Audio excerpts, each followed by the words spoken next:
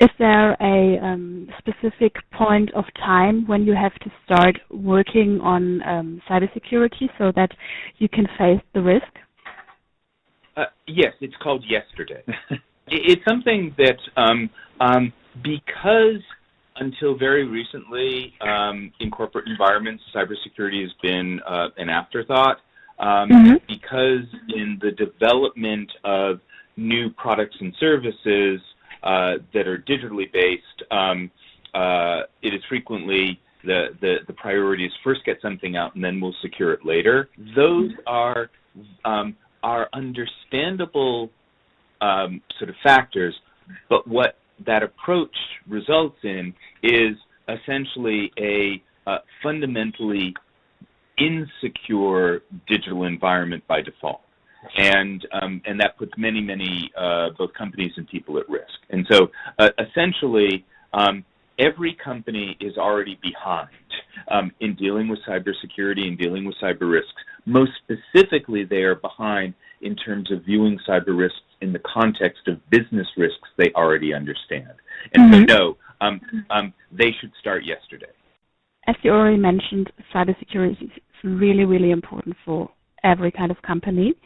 But do you have some facts and figures that show why cybersecurity is so important? So what I could say, before going into figures, the fact that we are having this conversation is already confirmation about how important cybersecurity is. We wouldn't be talking unless your readership, which represents a large segment of the European business community, already thought that it was important.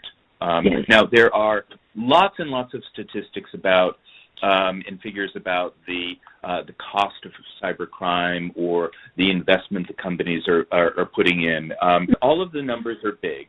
The meaningfulness of the numbers varies depending upon the specific sort of parameters of calculating them. But what I can say is just one easy example is, you remember a few years ago there was the WannaCry ransomware attack. It happened a few years ago, but to summarize, that one attack impacted over 230,000 computer systems in 150 countries, and the cost of this one attack is estimated to be near $4 billion US. That's just one. And so it is sort of a quick Google search, cost of computer crime can give you more figures than you could ever want. Now, one instance that we mentioned in the book, though, for obvious reasons, we can't identify the company, is there was one Asian automobile manufacturer that one incident involving one employee ended up costing that company $1 billion US. One incident, one company, one employee.